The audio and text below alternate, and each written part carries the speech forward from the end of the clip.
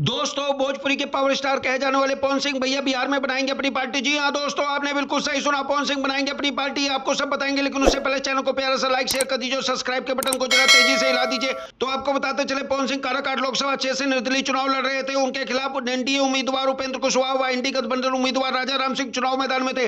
पवन सिंह को 2.5 लाख से अधिक वोट मिले, तो वहीं उपेंद्र कुशवाहा को 2,30,000 से अधिक वोट मिले, तो वहीं राजा राम सिंह को 4,30,000 से अधिक वोट मिले। इस चुनाव में पवन सिंह भैया तो हार गए, लेकिन सबका दिल जीत गए। पवन सिंह भैया जहां भी जाते, लाखों की भीड़ अपना प्यार जताने, आशीर्वाद देने पहुंच जाती।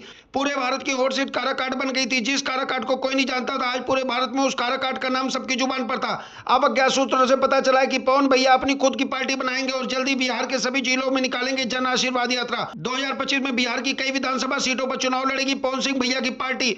अभी आधिकारिक घोषणा होना बाकी है। वेल दोस्तों, आपको क्या लगता है कमेंट सेक्शन में जरूर बताएं, और इस तरह की वीडियोज के लिए हमारे चैनल को लाइक शेयर सब्सक्राइब करना ना भूलें।